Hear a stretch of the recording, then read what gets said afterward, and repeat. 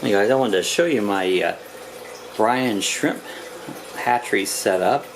Basically what I've done here is just took a Gatorade bottle, cut the bottom of it off. I saved the bottom, and if you can see, I made a little cap on here.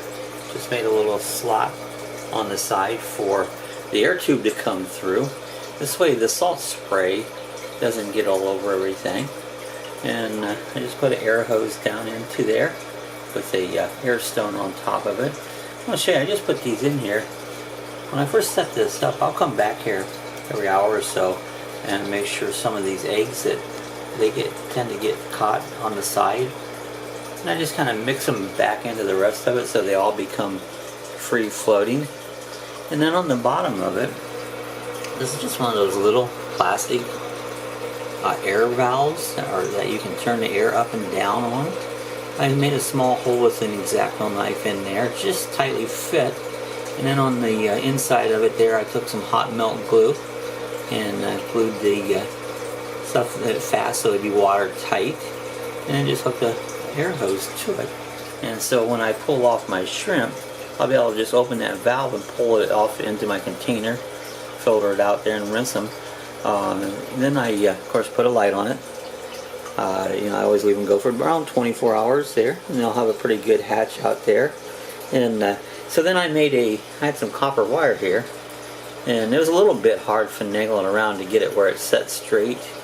Used some zip ties and stuff. Made a little rack so it just sets up off the floor, and it sets pretty solidly there. I have no worry about it tipping over. So this is my Brine shrimp hatchery that I put together from a Gatorade bottle. Eventually we would like to modify this and use a 2-liter pop bottle. I can produce a bigger amount at one time. I've been using these this hatch mix here. These are pre-measured, it has the salt and everything in it. And what I do is I've been using a half of one at a time into this Gatorade bottle. And these here I just separate two.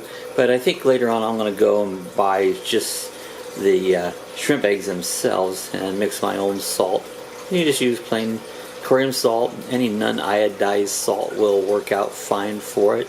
But this is a brand, it's the, what they call it, San Francisco Bay brand is what I've been using here.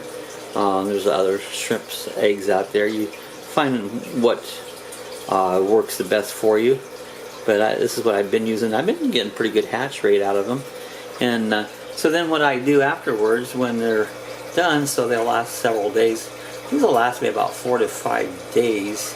What I've done, I've mixed up some shrimp, some salt for my shrimp, and just mix up, so it has a proper salinity in it. And then I'll pull that off, rinse it in like a coffee filter, and then take that coffee filter, dump it in a little glass with fresh water, and rinse it and just get the free-floating shrimp. But what I do here is I have this spirulina, and what I do is every day after I take some out, I put a pinch of that spirulina in this water, and I seem to use them up about as fast as I can, but you can see there is quite a few live shrimp floating around in there. I keep an air stone on it.